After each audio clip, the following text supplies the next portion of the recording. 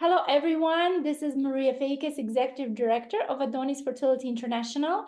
And today with me, we have Dr. Mel Cohen. Hello, Mel. Hi, how are you, Maria?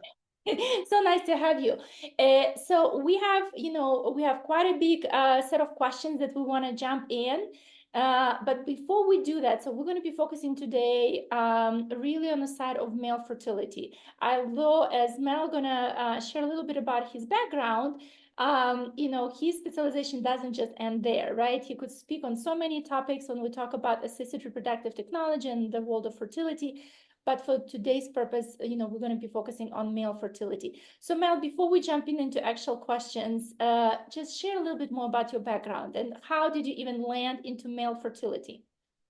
It's a long short story, but the short side of it is I've been very fortunate to work in this field for about 40 years. I'm Canadian by birth, and after schooling, I did the first single lung transplant in the world, the only non-MD on the team.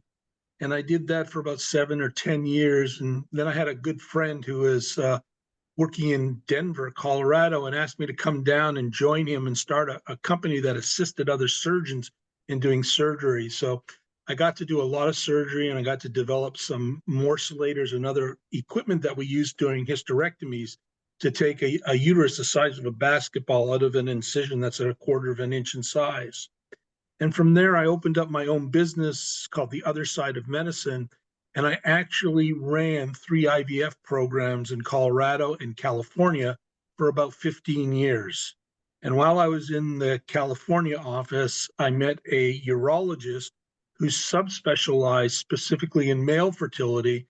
And we had a wonderful time together working. And after we sold that practice, he asked me to join his practice. And for the past 9 years, I've been working with him side by side, developing what I consider a world-class operation. Okay, well, I would agree with that. I think, when Mel's saying world-class operation, absolutely 100%.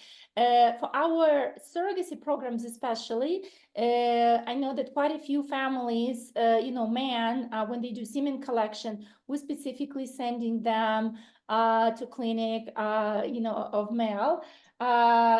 So they have quite a few businesses, but for male fertility, they have male fertility specialists is one of the organizations, Fertility Center of California, also Sperm Bank Inc. Yeah. Yes. Anyway, but yeah, so that's actually how we got to know Mel. But And the first oh But yeah, the first thing I want to say is that I would like to thank Adonis Fertility International for allowing me to participate in this webinar. Our practice deals only with world-class people and who are truly dedicating themselves to others. And there are few careers that individuals like myself or yourself, Maria, where they can really help people through life-changing experiences, which having children is one of those. And we do that through egg and sperm and working with those. So it's a very gratifying field. And we're thankful and very happy to participate in these things because the more information people get, the better they make choices for themselves. yes, well, thank you for saying that. So as we jump in, I wanted Mel to a little bit walk us through the history of male fertility, because even in my, several years of working in assisted reproductive technology, I noticed that there is a shift happening. Like, in the past, and we have some customers that maybe, they have created the embryos, 10, 15 years ago, and only now they're doing surrogacy program, for example. And they're saying that it used to be where if there is problems with fertility, all eyes were on women. Okay, so many steps, so much research, so much scientific genius was going into solving fertility issues for women. But more and more, studies and data shows that sperm also matters. Of course, it matters, but matters from the perspective of fertility and fertility. So how has it evolved? Would you share with that, just so we could come on a common denominator for everyone? It's slow. It's very, very slow. When you look at statistics on a worldwide basis, women make decisions in medical health care about 80% of the time. Guys don't go to doctors. They don't have any need to. They're fine. They're okay. They have to be dragged. They're kicking and screaming, and only when they're sick. On the other side, women usually take their health care much more seriously. And when the family decides it's time to have a baby, they go to a doctor. And the doctor is generally an OBGYN, and the OBGYN is trained to work with the female. So only later in life does the male come up, when in reality, the male is the easiest to test. And we now know through statistics worldwide that 50% of the issues are male and 50% of the issues are female. It's actually 40, 40, and 20%. It's a commonality, with 5% being totally unknown. But in reality, when you look at it, a 40-40 split, it's half and half, where it's a male issue and not. So now we start looking at males more and more, and family docs are saying, if you're in reproductive ages, maybe you should go get your sperm tested, or maybe you should find out if there's any issues if you're looking at it. So it's gradually shifting away, but still 80% of healthcare is decided by the woman in the family. Okay, well, hopefully, like even this webinar that we're doing today could, I don't want to say convince people, but maybe at least, add a little bit more focus, like you're saying that, guys, let's make it right and let's have both sides tested. Both of you are very important. Yes, 40% sounds like pretty huge odds to me.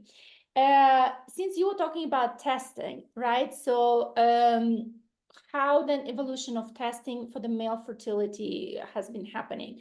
So, with some, I don't want to say basic testing, but typically it's like sperm analysis, what even it's focusing on, what are some limitations, what other means we're already aware of that may be looking at different aspects of the, semen of male fertility. So let's start at the beginning with males. And when a male comes into a doctor's office to be investigated, in reality, the most important thing that they're going to do is start talking to each other and get a history and figure out what's really going on with the person. It sounds crazy that you can learn so much, but you really do.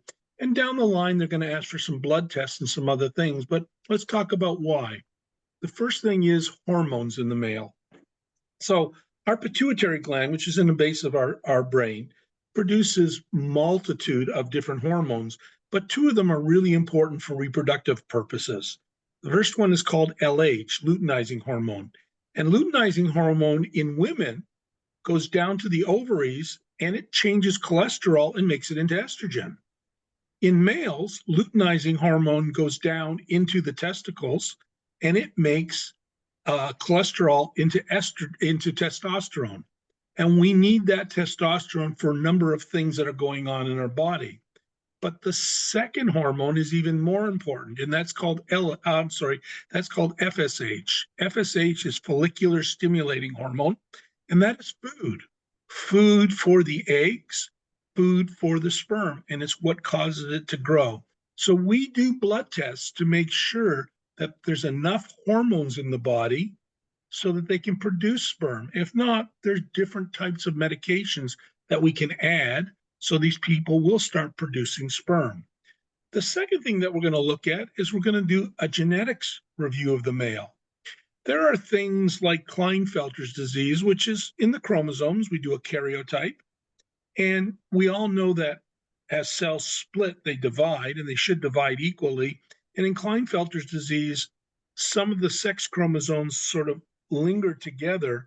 And instead of being an XY for a male, it becomes an XXY, which means that they've got male capabilities and they also express some female capabilities, but they produce a lot less sperm. And it lets us know what is going on. There are other genetic things like microdeletions, but more importantly, diseases such as cystic fibrosis. If a patient has a congenital disease, such as congenital absence of the vas deferens, which is caused when they're a cystic fibrosis carrier, it means that the testicle can produce the sperm, but there's no pathway to get it to the waiting room, so it can't get out into the ejaculate. So by knowing these things that are going on, we can make alternative decisions to help them get their sperm so that they can do things. There are other things that are evolving, such as spinal disorders. People who have a spinal disease where it happens at certain parts, they can't ejaculate, or they retroejaculate, which means the sperm, instead of coming out the urethra through the penis, it goes backwards into the bladder. And we can also have different procedures to get those out, which don't hurt, don't require people going to sleep for or anything like that, but work really well. Another thing that a urologist is going to look at is whether or not the patient has certain environmental issues going on.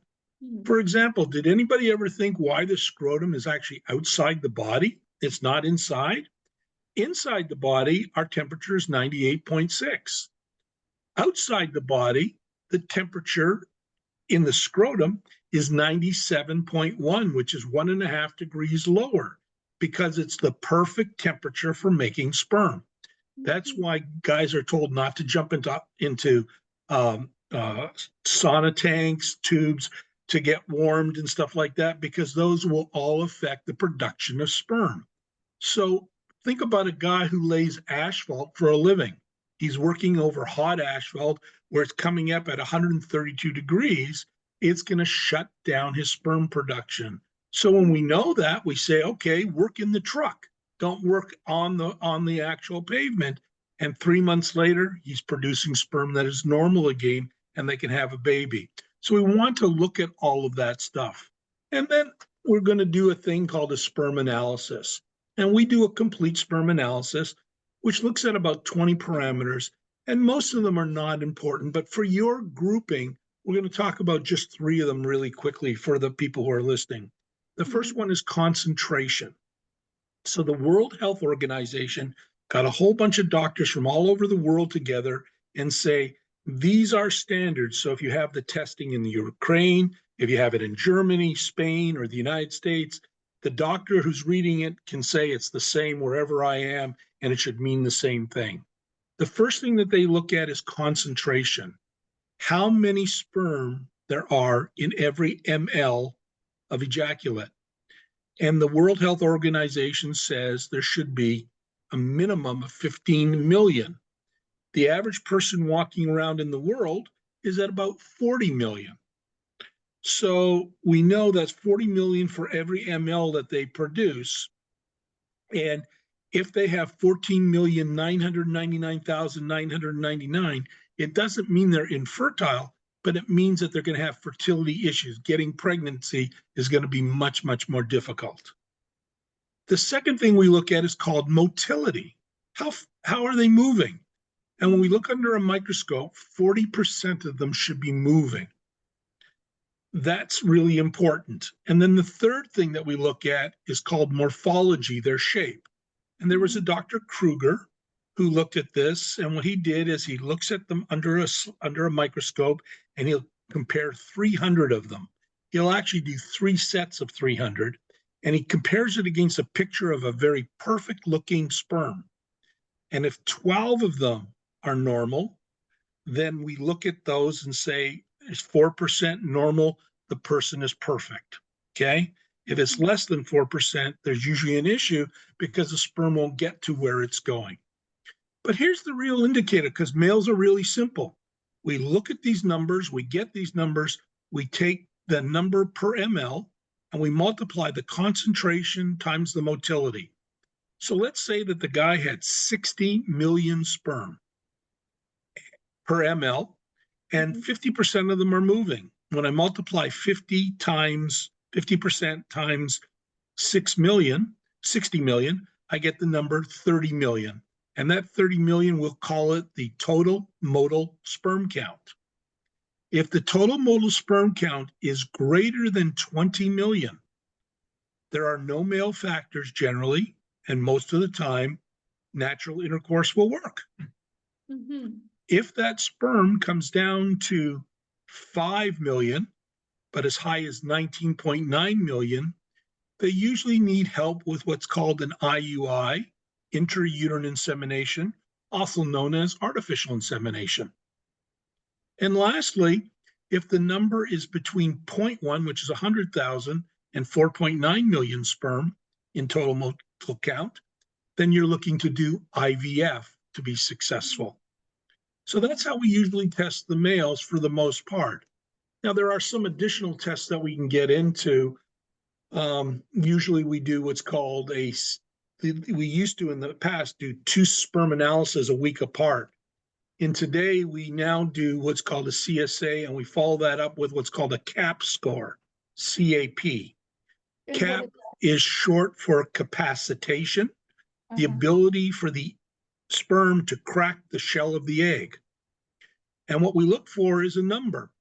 And when that number is too low, we know that the sperm won't work and they have to go directly to IVF to be successful, where they literally take the sperm, take the egg, and join the two of them together. There's another test that we do. It's called the DNA fragmentation test. And this is generally done for older guys when the number of successful fertilizations has decreased. Even with IVF, they're starting to break down. Sperm has these little edges. So if you think about an X with these little edges, and they are going through the male's tract, and then they sit in the waiting room. The waiting room is called the seminal vesicle. And the seminal vesicle is like a tube of toothpaste. And when you brush your teeth, you don't squeeze the whole tube out. So when a male orgasms, only a little bit, 5%, will come out. So what ends up happening is they're packed in and being refilled from the bottom end constantly, and they're packed up next to each other. And these little ends, these little parts of them start to fractionate and come off. So we can do a test called DNA fragmentation, and we can tell whether or not these chips have worked. If 30% have been, 30% is the key number. If less than 30% or 30% or less have actually fractionated, when the sperm and the egg get together, the embryo actually fixes it, takes care of it. God does some marvelous things and absolutely fixes it all up. But if it's over 30%, then we need to do some other things with it to make sure that we can get those numbers down. Because what it does is DNA fragmentation results in decreased fertilization rates and increased miscarriages.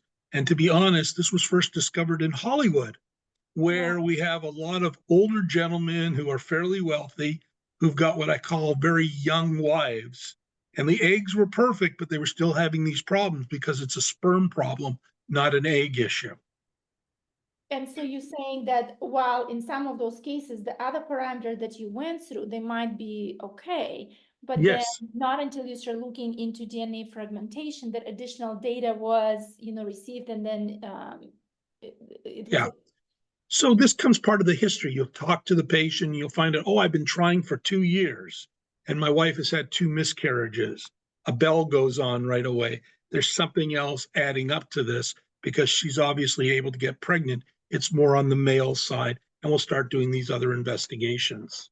Okay, that is so helpful. And may I ask you, when you said older gentlemen, what age? Like, can you put a parameter? Just because I noticed that sometimes someone would call and they say, "I'm 35, we're old," or something, 37. But what are you talking about when it's older? Is For it males, we're starting to look at about age 40 and up. 40 and up? Okay. 40 and up for males is what we're going to start considering, because again, that sperm is compact, really put together very strenuously. So we want to make sure that everything is going to be okay on that male side. It's young in life, but everything changes. And I'll give you an example. I used to have a full head of brown hair. Now my hair is missing some areas and the rest of it is going gray. And it's still hair, but it functions differently. And the same thing happens with sperm over time. The functions begin to change. Okay, thank you so much. Could you talk a little bit, not about, well, maybe about a couple of those, tests, but also including DNA fermentation. I know that sometimes families are saying something was found, then what? Is it then a treatment is being assigned? So let's say, like you said, DNA fragmentation is over 30%. That is something that is being done to sperm to repair, in a simple word, Right. and then only use in the fertilization steps, or there is some medication that man is taking, to improve that. And I know maybe the question is silly, but that's where when we're listening to your data as a simple human beings, we're kind of like, okay, I have that, like, fix it. Well, the first thing I'm going to say is everybody is different, and every individual course needs to be considered on an individual basis.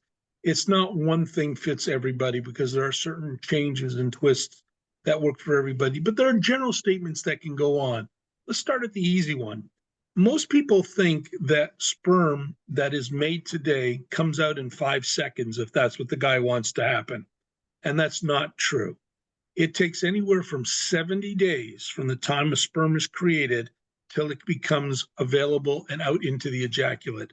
So 70 to 90 days is almost 3 months. Wow. So what do we do to do that? For example, the sperm, when it's made, goes into the epididymis where it lives for anywhere from 15 to 21 days to learn how to swim and learn how to do that capacitation to break the shell of the egg. Then it has to travel up the vas deferens to get into the waiting room. Then in the waiting room, it has to wait its turn before it gets out the door. So there's a lot that goes on. So when you say, what can I do about different things? Well, the first thing I can do is I can take vitamins to be stronger. But you have to think about this. If I do a sperm analysis today, and then I start you on vitamins, I'm not going to see a change in that sperm for the next 90 days. And the other thing you have to realize is I can go to a gym 5 hours a day and work out, and I'm still never going to look like Arnold Schwarzenegger. I'm just not. Okay. Mm-hmm. But I'm going to improve my health. The same thing. You may not be a perfect sperm, but you'll get the sperm better and stronger. Okay. The second thing that we look at is deficiencies, like if there is a capacitation error or problem with it, then we know that they're going to need IVF, that doing the natural intercourse or the IUIs, the artificial insemination, is not going to work. We might as well go right to IVF and increase their chances of having a baby. For DFI, it's kind of interesting. We used to do, and we still do, what's called a TESA, testicular sperm aspiration, where we bring the patient into the room and take out sperm through a needle directly and use it, because while it's still in the testicle and hasn't gone through to the waiting room, it's not being bashed around so that the sperm are in really, really good shape. Or we can do a more invasive called a TESE, where we're doing an extraction and taking a little piece of the seminiferous tubules, the tubes that manufacture the sperm, and we use those the same way, but they're getting from the testicle, so they're earlier on. However, new things have developed in the last 6 or 7 years. For example, there's a company called DX Now, which has developed a product called Zymote, Z-Y-M-O-T. And if you remember when you were a kid, you had this little ball bearing puzzle where you had to get it through a maze and get it from one end to the other and into a hole without it dropping down and you losing it. Well, this is a maze for sperm. It sends it through this maze and it divides the sperm into two classes. And we take one part of the class out, and that sperm is good for use for IUIs and can really, really work. But what it does is it decreases the the DFI rate by 75%. Wow. So somebody who's in the 90s is now around 23. So it's well under the 30s, so it can work. So if you're producing low volumes of sperm, it can still work to produce what we need now if we know that it's a DFI problem. If it's a problem with low hormones, we have medications that we can boost. We can use a product called HMG. We can use another product called androlol, andestol, which increases sperm production. So there are different things that we can add to it. The one thing that I would suggest is if the problem is real and you're seeing a problem from the sperm analysis or they're having problems, they should go see a male fertility specialist. There's about 200 of them in the United States. They're a very, very good group of subspecialized training. After 6 years of urology, they spend another year or 2 years doing this fellowship program to learn nothing more than male fertility and sexual dysfunction. So they're really, really up on all these different things, and they would be able to sort out these little issues and help them out. Okay, I think this is phenomenal. Again, guys, just like Mel said, there is no solution that fit everyone. So in no way, our intent with this conversation is to give you like, medical protocol of what to do, right? Please don't run and start buying a ton of vitamins and things like that. But what we're hoping, well, at least that was my hope, is to again educate you boys, guys, but also us ladies, right? Like again, like Mel started by saying, we as ladies, we pay attention to us, we do whatever is necessary to do. But let's take it more as a cohesive approach. And at least like from right now, what I'm hearing from Mel, I'm having hope, right? Like if someone, like it seems like if some of those things can be diagnosed and properly addressed, then maybe you do not need to go like into decades of failed IVFs or anything like that. At the end, so much advancement has been done in the medicine, and I'm not sure if all of us are really paying attention to those things. So I'm so grateful, Mel, for you to at least putting in some simple words for us that we could see some hope. Since we're talking a little bit about like future development as well, and you also mentioned environment, I know there is one field that has been rapidly developing. It's called epigenetics. Could we maybe talk about that? The way I'm understanding that it's paying more attention to the environment, and yes, and also talks about vitamins and some other things. But what is this field? It is talking about the environment as general, but there are issues with that, to be honest with you. There are environmental issues such as we have a lot of people working in the agricultural field, and some of the pesticides that we eat are no good for us. Help in lowering our sperm counts and draining it. There are other things that are going on. If you look at the science, there's an X and a Y chromosome, and a lot of the chromosomes that are on the Y are now also being found on the X chromosome. Does that mean that 100 years from now, we're not going to need males at all? Females are going to have all the necessary? I don't know the answer to it. One of the environmental things that we're looking at, though, is checking to see how plastics in the water have affected us. They're getting to all of our organs and different things and are going to have some effect on it. The problem is we don't have enough statistics on it right now. AI, which is the newest thing that's out there, and if you're putting your money into stock, it's a good stock to have. A lot of companies are doing very, very well. It's going to start improving, I believe, when they do the thorough analysis, start looking at things and opening up new doors that we haven't really expressed before. But right now, for the most part, we're not finding a lot of differences if somebody is a vegan compared to, eating just animal fats and different things. Those aren't really significant in the short run right now. For long-term health, there are definite issues. Don't get me wrong, but we're just talking about from a pregnancy perspective right now. Right. And like you're saying, what's realistic right now, right? Because, many of you guys, if you're listening to this webinar, you're not considering having kids 20 years or 50 years from now, right? Like you're having a problem Correct. and you want to become parents without delay. Okay, maybe silly question, but something that I have noticed for some families is very important, especially maybe there is some religion reasons, or there could be, particular, maybe ethnical groups, or maybe even situation of the family where they would say, yes, we want to have a baby, but for us it's very important to have girl because maybe we already have before in our family line we have 20 girls, I don't know, right? Or opposite, we need to have a boy. It used to be where really I feel like the only mean of understanding what is the gender of your baby on the phase of the embryo, right? By doing pre-implantation genetic testing. Diagnosis. Yes, yes, yes. So, but then, and when family would ask us and would say, well, it's still in the hands of God, right? Like you could make the embryos, you could have the data about what gender your embryo is, but we cannot guarantee, like, will you have embryos of different gender, right? So is there anything that you feel that is coming up front in the development, for families that have questions like that? It is coming and it is here this month. We just started. Lots Wow. to talk about. So, to give you a very, very quick history, though, the group in the United States that regulates how we work is called the ASRM, the American Society for Reproductive Medicine.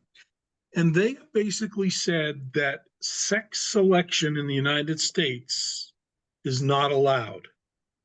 In China, they used to devalue women, and as a result, they only wanted to have boys. 20 years later, if you go to China now, there's such a shortage of women that they're having trouble finding mates, and all sorts of issues are occurring. So in the United States, we can do what's called gender selection, but we can only do it if you've had at least one baby. So if you've never had a baby, we cannot do it. Otherwise, we can do it when you've had at least one child, and then you can select the child of your wish. About 15 years ago, there was a company doing a process called mini-sort, microsort, mini-sort, and it was an illegal process. It was tested by the FDA and proved to be not very effective, and it gave gender selection a very bad name for about 10 years. Now, if you look at natural intercourse, and you have natural intercourse, 51% of the time worldwide, you're going to get a female, 49%, you're going to get a male. Those are the numbers worldwide. About 10 years ago, a system called Ericsson was developed.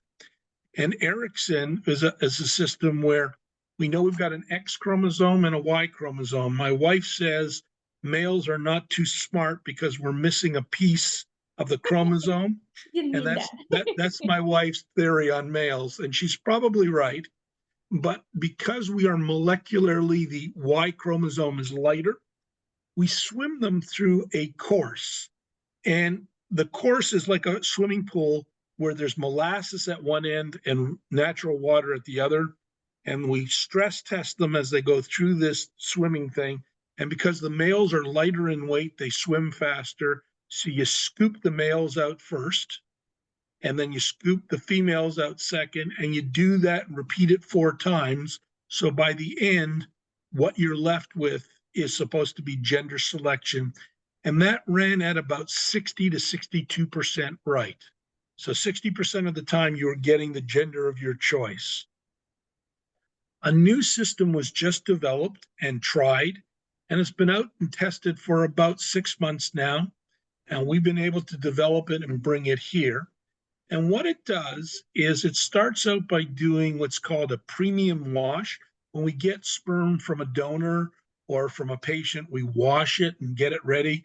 We do a specialized wash of it, and then we do a basic wash afterwards, and we get the sperm. Then we put it into a gradient-filled test tube. Now, this is a test tube, and the test tube has different layers in it. So the density in each layer is a little bit different, so that they float at different levels. And when you put the sperm in and you spin it and then you let it settle, the females are on the bottom because they're heavier, and the males are on the top. And we take those out, and we use just the males or just the females for it. This new method has an 80% success rate, and we're proving it with a new technique called FISH.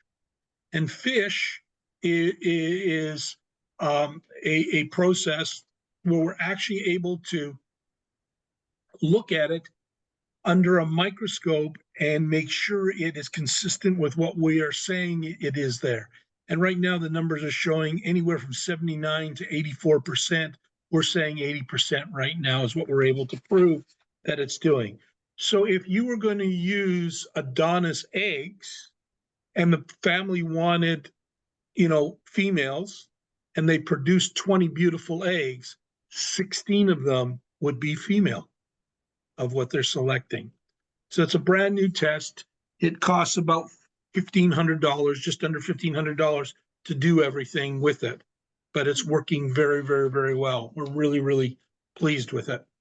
Okay. Well, thank you so much. This is so exciting. And we're going to include information, guys, for Mel and his team and the urologist doctor that they're working with.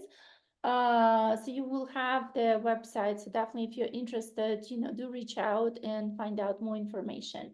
I know that also there could be some cases where there could be medical reasons, like let's say there is some genetic condition or something that is being passed maybe just on a female side, or maybe just on a male side. And so sometimes for families, it's not just the matter of choice, but of matter of making some decisions to where they don't deal then later, with some deviations. At least I know we had a couple cases like that, where family was going over and over through the creation of embryos in order to get embryos of a particular gender because of some conditions in the family. Anyway, but that definitely will speed up the process and minimize the cost significantly, because imagine how much it costs to continue getting donor eggs, or maybe even for women to go through their own egg retrievals, right? And then creating embryos, doing pre-implantation genetic testing, and then only saying, gosh, no luck this time, no luck this time. Like, so I was really excited to find out, what when Mel had shared, and I'm so happy to hear that now they're actually saying that we already have it. It's not just, in a, research mode, but it's already in our But facility. it went from 60% to 80%. PGD gives you 100%. So we're getting better and better by working with the sperm. And I think with AI and other improvements, it'll get even better. Yes, yes. Okay. Thank you. Thank you. This is huge. So yeah, the industry, the science never stops developing. It definitely is trying to answer as many questions, especially in the field of reproduction. So this is awesome that we continue. The doctors, like Mel and others, they continue asking those very tough questions, saying, how can we do it better? And what can, how could we solve it as well? A question I have, when you started, you were talking about the cases, 40 and 40% fertility issues for men and 40 for women. Then there is 20. Now I'm forgetting what was 20, but you said 5 of them actually are the cases that unexplained cases. We had one family in the category of unexplained cases. We actually still have them, right? No one could understand why, all of the tests and everything, all of the parameters, everything that they have been running, there's no, we don't know why, still, there is some issues with the embryos, or, the pregnancies were not occurring. So what do you suggest when families are in those cases, unexplained? Well, again, it bases on meeting with a male fertility subspecialist who's going to do a thorough analysis of the male, and all those tests that we talked about, the DFI, the CAP scores, all those gives us their history, gives us an indication of some of the things that may be going on.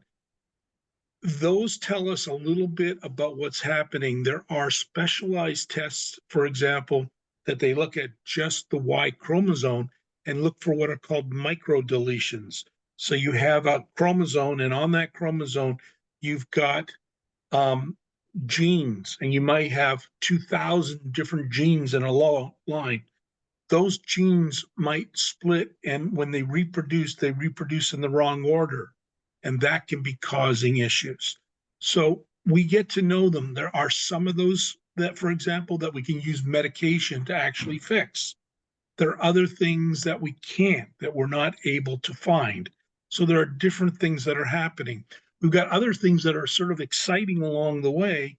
The University of California at San Diego is developing an assay test to look at sperm genesis. So when sperm is made, it goes through 17 different steps. Think about a tadpole becoming a frog. It goes through a whole bunch of changes.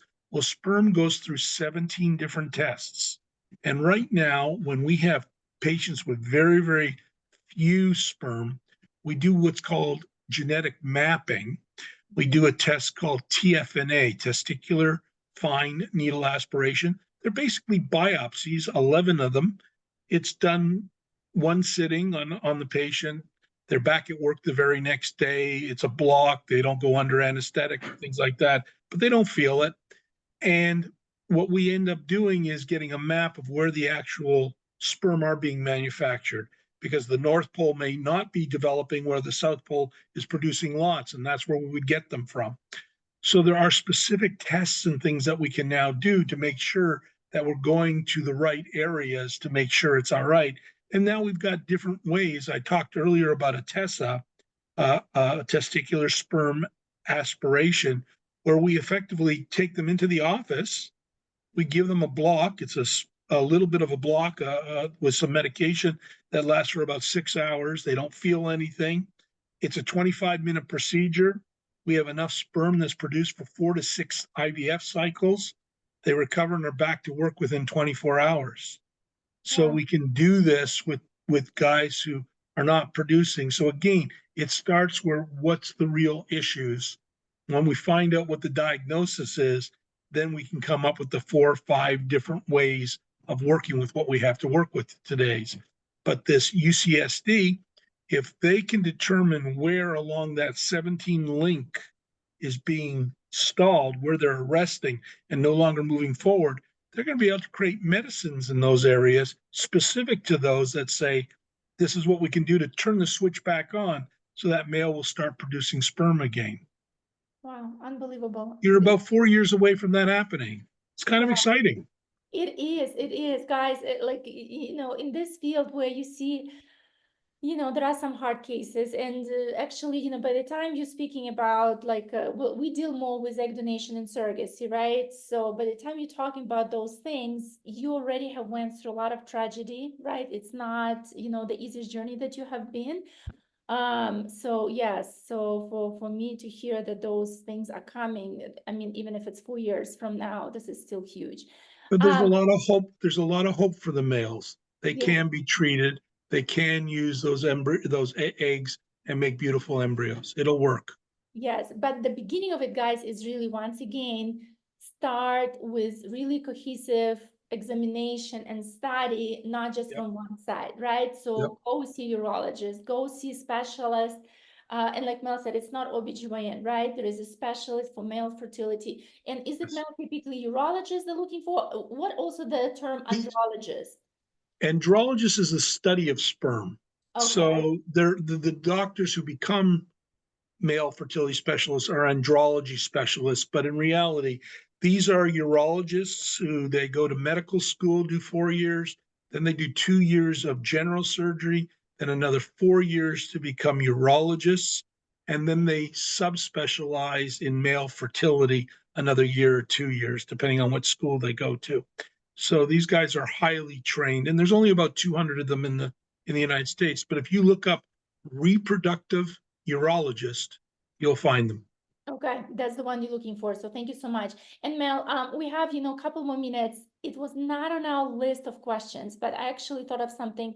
And, there's one more incredible thing that you guys are doing in your clinic. I don't remember how many years, if it's just, 1 year, a couple of years you're doing it, but perhaps for someone it could be really important. It's where you do semen collection from members that died, correct? Yes. Yes, and I know, So, like, we don't want to end on that, but the reason I'm bringing it up, because sometimes it could be a situation where unfortunately you lost your loved one, and that was the only, I mean, and you didn't get to reproduction phase yet, right? So what do you do with that, including also maybe cancer patients and others? So I think that field that you went into, to me, I mean, it's a huge gift back to the community that you're doing. So would you so share about that? with oncology patients or cancer patients, all chemotherapies, all treatments for cancer, what they do is they don't know a cancer cell from any other type of cell. They go after cells that divide, mitosis, divide quickly. And sperm cells, when we produce so many, and cancer cells split very quickly. So these medicines go after them and they kill them off, which means that males being treated for cancer and are undergoing chemotherapy are generally going to lose their reproductive privileges pretty much 100%. 4 out of every 5 of those males will get them returned anywhere from 18 to 24 months after they stop their last treatment. So 1 out of 5 means that they won't have any sperm left. So we encourage everybody who's going to have any type of treatment to have it stored at a local storage facility. We do it, but there's lots more in the States that do it, and save it. And then once you've been successfully treated, if your sperm comes back, you throw it away. If it doesn't come back, you can still go on to have a baby.